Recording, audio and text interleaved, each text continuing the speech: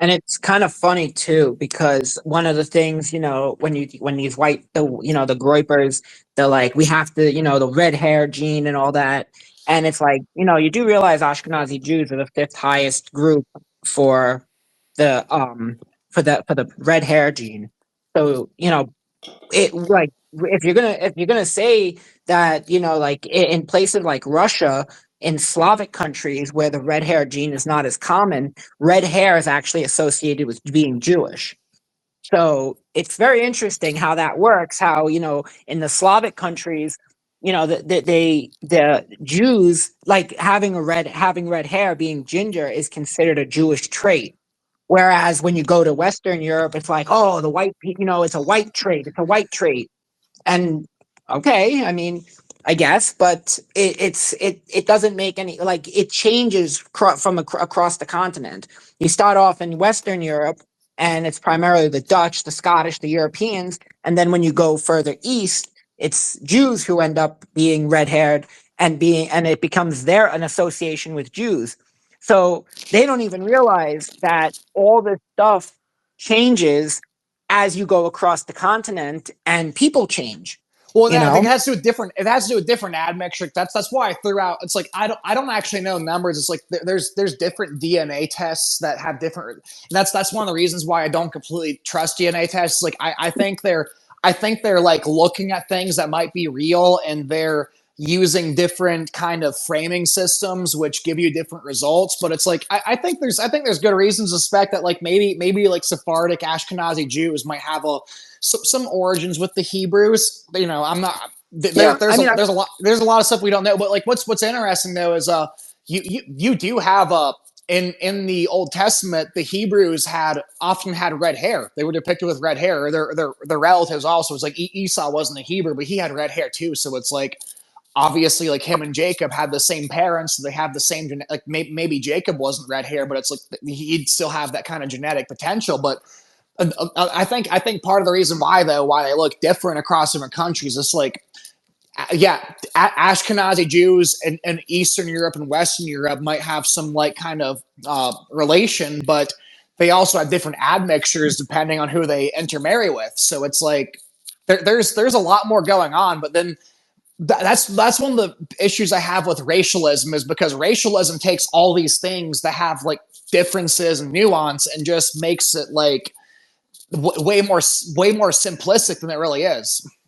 yeah. Well, that's the thing. It's also when a lot of, people don't know. I mean, you can meet someone who, their name could be, Helmut von Mildenstein, and they can be tall, blonde haired, and blue eyed, and they could have Jewish ancestry.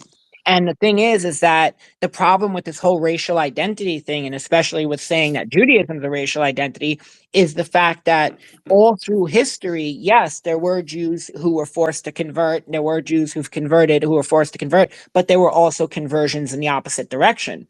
And one of the things, I love Ninja Alex, but one of the arguments that I make about this when I say that Judaism is not a race, and this is something that I've actually reached out to, because I speak to, if you know George Widja, who's always on Eric John Phelps, so we talk on the phone all the time. Oh, And I cool! I like him. Yeah, I like him. say Yeah. it again. I said that's cool because I like George. Yeah, I haven't talked to him. I've never I told spoken to him him, but about I you. like. I Yeah, told Yeah, I've told him about you actually, because I was telling him, like, you got to get on Twitter because we'd love to have you on. You'd be a great addition if we I start doing think Eric spaces. Phelps can be a little. I honestly think I like Eric Phelps too, but I think Eric Phelps can be a little bit harsh with him. Yeah, yeah. A lot of people have said that in the comments too. They're like, "Hey, man, be a little more chill." But I actually, because just to be honest, like I've mentioned, there are a few talking points about why Judaism is not a race that I've mentioned to Alex that on a recent broadcast, and I've been listening to Eric John Phelps for years. He's never mentioned this before, but he started mentioning some of the points that I bring up to Alex. So I'm like, oh, he must be talking to Alex. So I was like, listen, let me contact him directly and let him know, that this, and that's why I just got it. I asked George to please send me his info because I want to correct him on this. The idea that the racial identity of Jews, because my ancestors, Alex's ancestors, a lot of our ancestors, we could have been descendants of Subotniks. we could have been descendants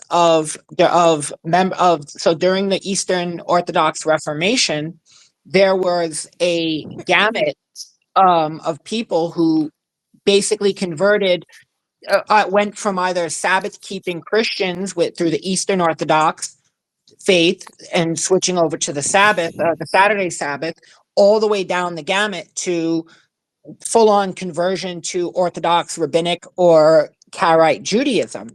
And they converted. They were actually some of the first people to accept, to become Zionists or to accept the idea of Zionism. But they were incorporated once they converted into Judaism. They were accepted fully into the community, which means they could marry in, which means they could marry Kohanes, they could marry anybody they want, which further dilutes a Jewish. If there's a, the Jewish genetics then get diluted more. And for Well, let's all just we call it know, Hebrew for all intents and purposes. Let's just call it Hebrew for all intents and purposes, like the people that were in the Levant 2,000 years ago, like, you know, in the Israeli territory. Because you know, it's I think it's a little bit more than just the tribe of Judah, even after the exile. But yeah, like absolutely. yeah. Well, Jews had been, yeah, well, Jews had been actually moving around even before the full, even when the temple was still standing, even before the expulsion. yep, Uh, especially Jews had been living all over Danites. the empires that had conquered the land, and so they were there creating community. Probably there was probably conversions, and so even up until a few, like maybe 100, 200, maybe 250 years ago, there were there were full on populations that converted to Judaism. And I could be a descendant of them. Everybody, any Jew can be, and even people today who are Gentile can be descendants of them who then converted back, or their ancestors converted back. We don't know. So that's another reason why it's so ridiculous to put a racial, identity on Judaism. And I know you mentioned about genetic testing. I don't believe in genetic testing really at all. To me it's one of those Yeah, sciences I like would. Yeah, archaeology, where I got to take your word for it that this piece of pottery is 6 million years old. And because I can't how am I supposed to figure it out? Count the rings, so I don't necessarily buy into all of genetic science the way that they claim it, because I don't understand how they actually do it. So Well, yeah, I don't. that's what I mean. But that's what I mean. What I was getting at though is like sometimes like some of the people who use different method, because well, a lot of times like they use the same method but they have different interpretive lenses. But it's like a lot of them sometimes they'll get like 20% with Ashkenazi, but for some reason they'll determine like this thing we're looking at over here, like I don't know, like H1B. I'm kind of making stuff up right now, but that H1B strain, that's the Jewish one. It's like I don't know how they're determining that, but it's like the fact that a bunch of different people like get numbers like 20%, 30%, 40% when they're using different framing systems. It makes me think there might be something real there. It's like I'm not. It's like it's not the point where I'm going to post about it and say, "Oh yeah, I know these guys are descendants of Hebrews." Like I'm not going to go there. But it's like it makes me think there's something there. But it's like at the same time, it's like I would not be surprised if like the Ashkenazi Jews in this region, that region, have all sorts of different admixtures, and also there's like some similar admixtures. So it's like, okay, like why are we picking out the supposedly Judean or Hebrew one and defining them that way? It's like a lot of it's just labels that people groups in certain regions have been attached to for whatever reasons. And then later on you have like romanticized BS narratives being tacked onto that, being used for social engineering purposes. Yeah. Well, that's the funny thing also, is that if they also claim that Jews are the descendants of Khazars, which means that they'd be the descendants of Turks, which would mean that Jews should have, Turkish DNA. That should be, the primary Turkish Jewish DNA would then be Turkish, but that doesn't seem to be coming up. And I had somebody they posted something about Jewish DNA to prove to me that the Jews were Turkish, and I went and I read the actual thing that he sent me, and then I had to post back to him that it actually said the opposite. It said that there's no proof that there's any strong indication of Jewish genetics coming from the Caucasus.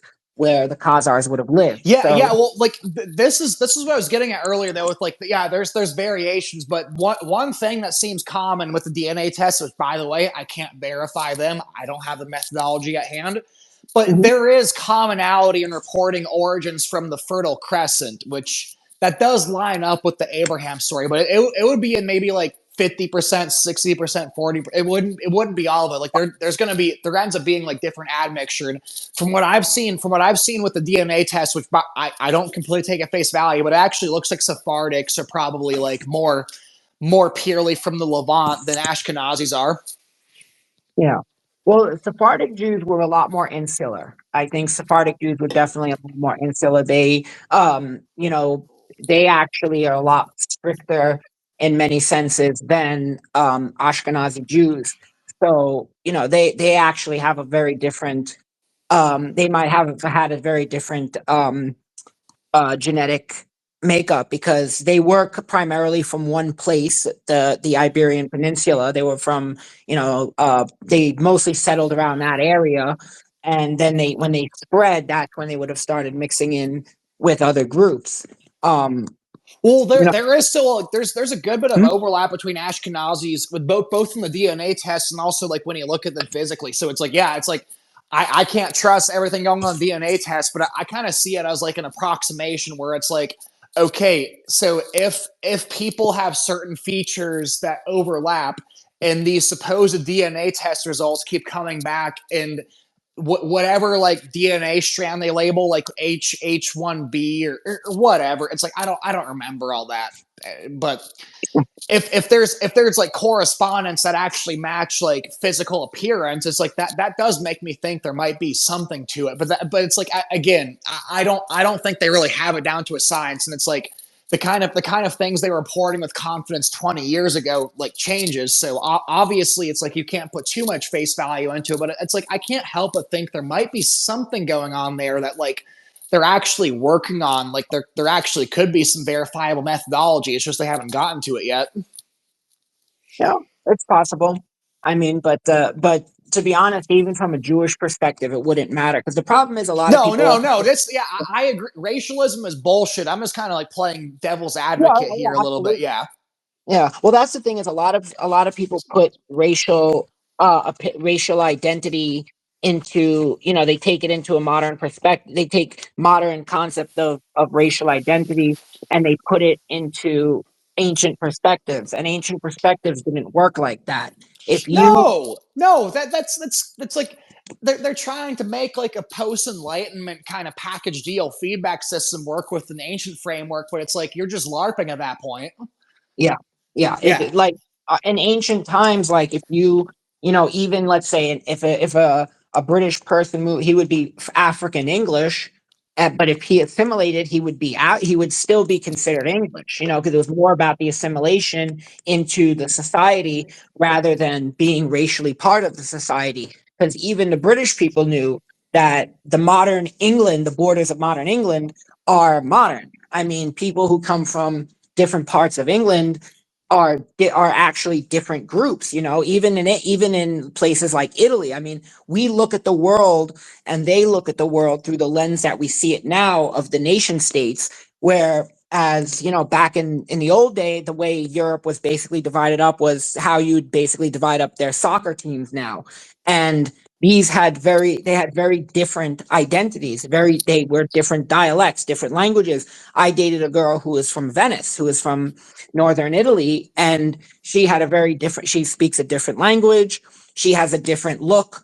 They're from northern Italy, so they look different than the Southern Italians. They speak a different language than the Southern Italians. They have a different culture than the Southern Italians. And then even if you went just west, they're different than the Genoans. They're different than than people from Florence. So there wasn't this one Italian, one German, one Englishman, because it wasn't developed like that. That's not how their Well, yeah, society. it's like if you look at the Bible, It's like you see Esau intermarrying with Canaanites. You see Ishmael intermarrying with like some like people down in the Arabian Peninsula. what you end up seeing in different areas is you actually can have people being siblings and they actually develop different phenotypes just because like it's so mixed. And that actually applied like 3,500 years ago with all these biblical stories from the Bronze Age and Genesis, but it actually applies more than now. It's like you can look at, okay, Kurds and Berbers for examples. It's like you can have one Kurd and they can even be siblings, like more white looking. It's like obviously they're going to have different facial features and Germanics. Like you'll still look at them and be like, okay, like that's probably a North African or something. But like they'll have blue eyes, they'll have a little bit lighter skin. But then like someone that's their siblings could look more brown, like quote unquote brown. Like, oh, if like some like American looks at me like, oh yeah, that's a brown person. Yeah. It's because we're so mixed that people who are siblings can have like completely different phenotype expressions. And what's interesting, I actually, but my mom like said like, hey, I'll pay for this because we're curious, because she got her DNA test. Mhm. And it's like, like I said, I don't put too much stock into it, but what I ended up getting is like, I have a completely Southern Italian phenotype. I don't look Germanic whatsoever, but it's like my genetics came back mostly Northern European, even though I look Southern European. It's like, stuff like that happens all the time also.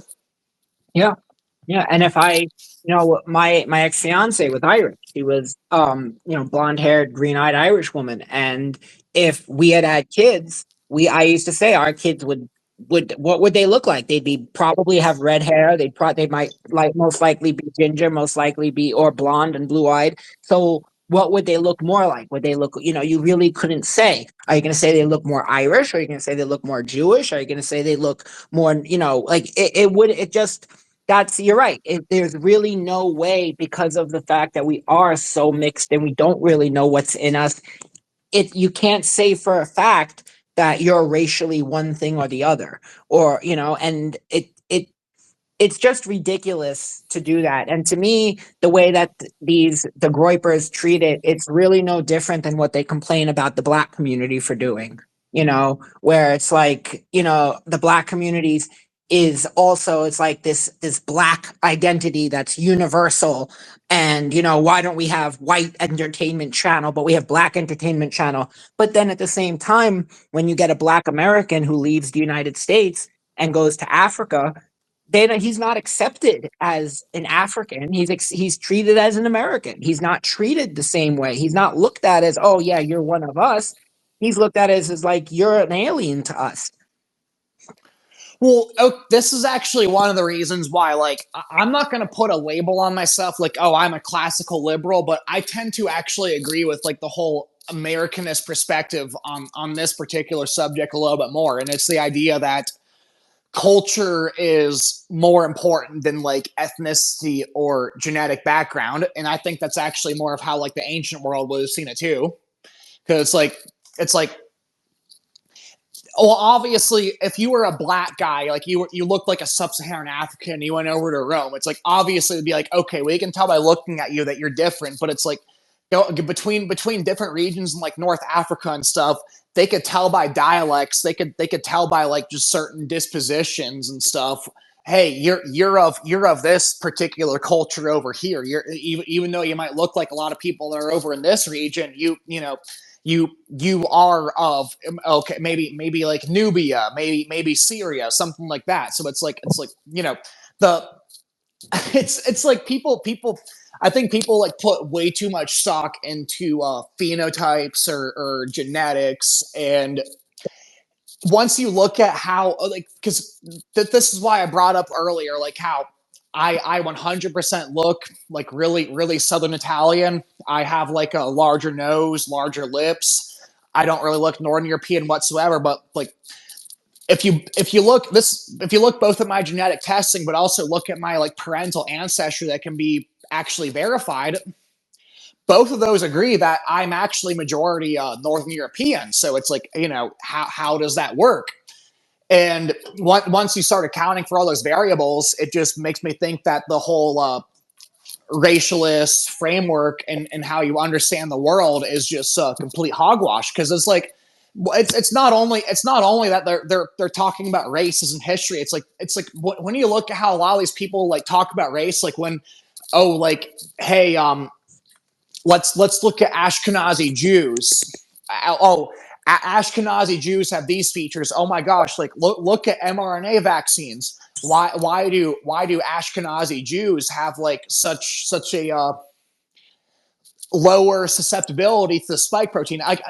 Okay, but once I'm done with this, I want to hear what you think about this. Like, have you seen those studies done with the spike protein on how Ashkenazi Jews like actually don't um, have as much consequence from the spike protein? I'd like to get your answer on that once I'm done with this. But just what I'm saying is people will throw out data points like that and sort of like make this metaphysical construct of like elect versus reprobate. Like, oh my gosh, like yeah, the mRNA vaccines and COVID was genetically engineered to hurt certain races at the expense of other ones. And it's like if you buy racialist presuppositions, a conclusion like that might make sense, but maybe they are right. Like maybe the people who engineered COVID and the mRNA vaccines designed it to hurt certain races at the expense of other ones. But you know, I'm just a little bit skeptical on that. But no, have you seen claims like that though? I have actually seen I remember years ago there was this rumor going around that Israel was inventing bombs or some kind of bomb that would only affect Arabs or Arab genetics. It was like a genetic bomb that they could let off and it would only hurt affect people. So this is actually something that seemed to have evolved from that. But it goes back to the point of like, I mean, what defines Ashkenazi genetics? What's the percentage? What if and then even if, I heard because they said, oh, it was specifically to protect Israelis. Well, I mean, Arab Jews living in Israel have mostly, Arab genetics.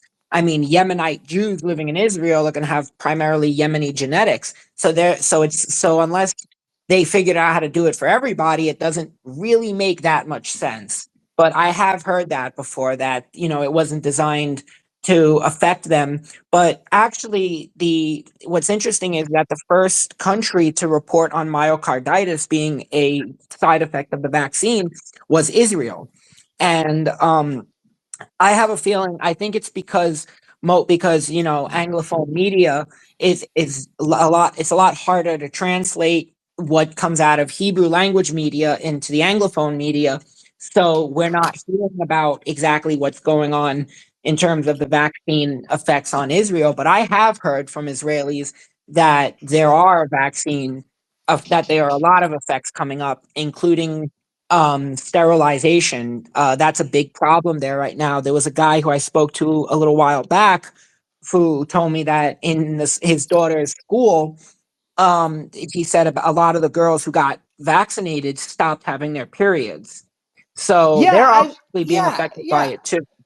yeah. Like that's why I'm skeptical of these narratives, because like I've seen people post charts like, oh, here's this genetic study we did, and who the mRNA vaccine or who the spike protein affects the most, and it goes from like obviously it's going to be Northern Europeans or white people that affect the most, because like hey, if you're the groypers, it's like the Germanics and everything are the victim in that, and the Jews are the perpetrators, and it's like you go down as like sub-Saharan Africans, Arab, then Jews are at the bottom. So the conclusion you're supposed to come to is that the Jews made mRNA vaccines, and they'll go as far as to say that everyone in Israel was given a placebo, and they'll also have narratives like, oh look, Israelis have free healthcare. Israelis have all this education because they have all this money being pumped into them. But it's like once I look at the details, like I've seen those same conclusions you've seen, like that. Hey, Israel, the most vaccinated country with mRNA, they have a bunch of consequences. Like it doesn't look to me like they were just given the placebo. It looks to me like there's consequences, but also like you have even Mossad actually helping dig the Hamas tunnels, which were used to both attack Israelis, but also used to like hide behind children's hospitals in Gaza, where the IDF would then bomb it.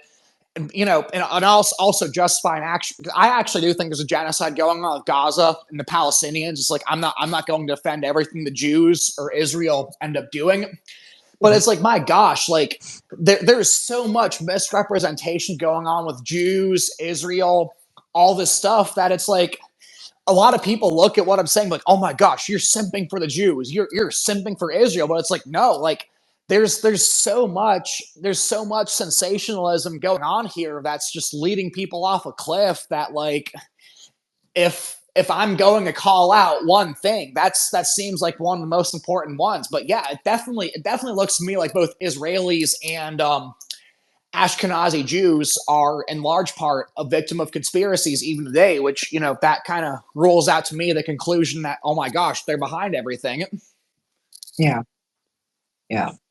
Well, I mean, it's the same thing as when people say, like the Jews didn't show up to work on 9/11. And I mean, I live in New York, and it's patently false, because there were a lot of Jews killed on 9/11. There, and so that's the thing. It's, a lot of people are not looking, there's not critical thinking, there's just critical memeing. And this is not how you build an understanding of anything, but that's what they want. They're building it up to get people emotional and angry and lead them to become violent. And that's ultimately what the outcome is, what they want. And, you know, if people stopped thinking that that started realizing, like, listen, we're all human beings at the end of the day. And I always wanted to do a photo shoot. There was actually someone who I was going to ask about this, a formerly Orthodox Jew who does like tours of the Hasidic community in Brooklyn.